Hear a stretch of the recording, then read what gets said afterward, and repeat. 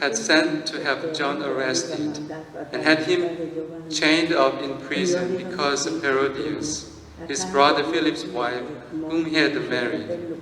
But John had told Herod, "It is against the law for you to have your brother's wife." As for Herodias, she was furious with him and wanted to kill him.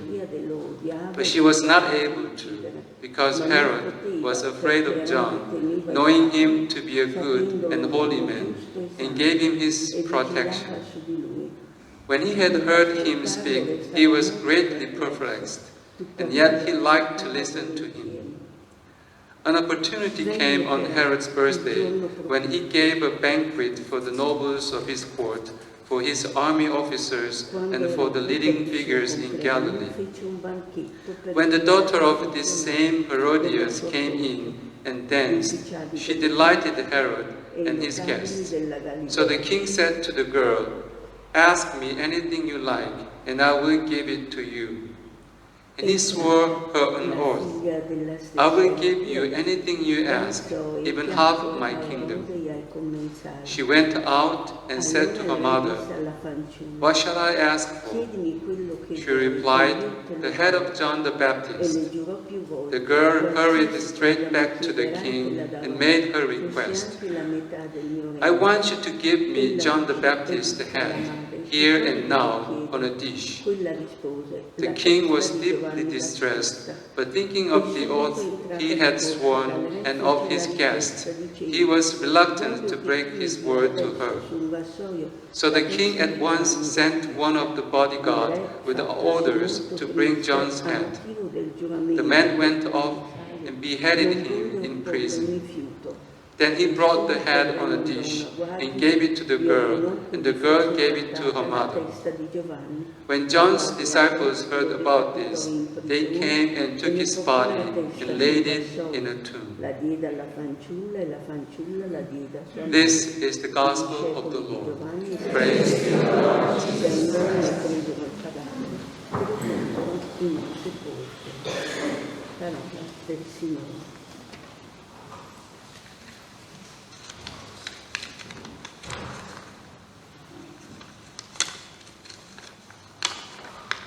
Good morning, sisters. It is already 29th of August. I know very well what this means. 3 weeks ago, when the general chapter had just begun, I guess some of you might have thought to yourself, how can I survive 3 weeks of continuous hearing of reports, endless committee meetings, plenary and group discussions on the chapter's endings?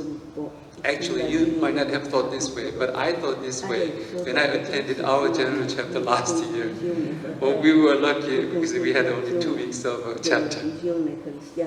Now, after 3 weeks of sisterly sharings and serious contemplations on the Christian and Canossian vision, the chapter is approaching to the end. And different from the beginning of the chapter, now you may feel, looking back to those 3 weeks, it was short. Then now you are about to depart for the future. And at the same time, you are going to return to your own places, your own communities, your own ministries, your own countries, except some sisters just elected to the administrative positions, and he has to stay here in Rome. I read on Vatican News that Capitolo sisters had made a visit to Pope Francis last Friday.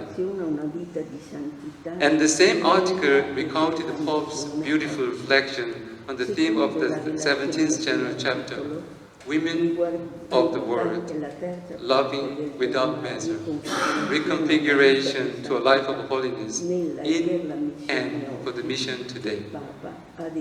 According to the article report, with regard to the third part of the theme, reconfiguration to a life of holiness in and for the mission today, the Pope said that holiness and mission are essential dimensions of Christian life and are inseparable from each other.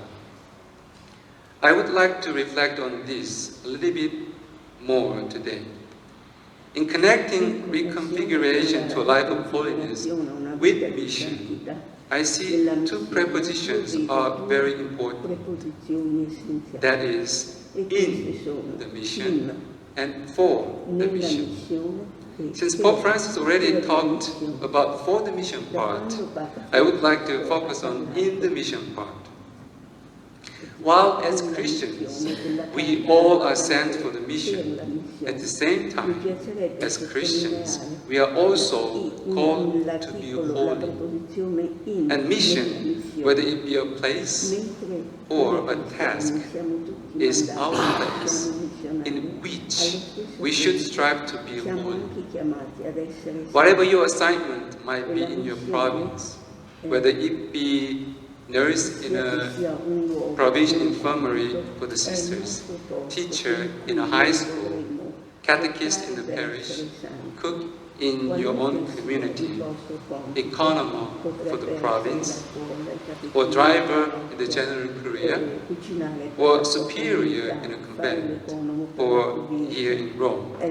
In your own place, through your daily life and work, you endeavor to be holy. When you wrestle with your money, when you are tired of peeling and cutting vegetables, when you are burnt out dealing with the various problems and difficult community members, those are the moments that can lead you to holiness. All the various challenges and struggles that seemingly nothing to do with God nor with the gospel proclamation.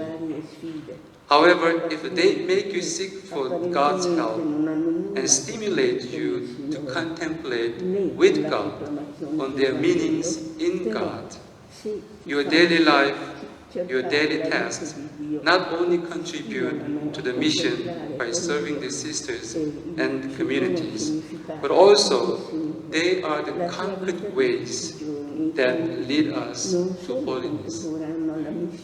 Of course, when one strives to live the life of holiness, she witnesses to God, thus she eventually works for God's mission.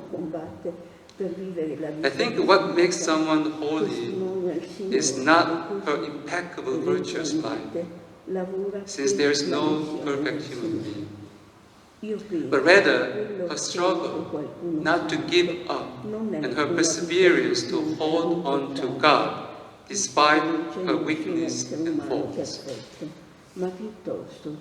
Let's not forget that we are called to be holy, and we can lead a holy life in our ordinary life, in our gifted missions.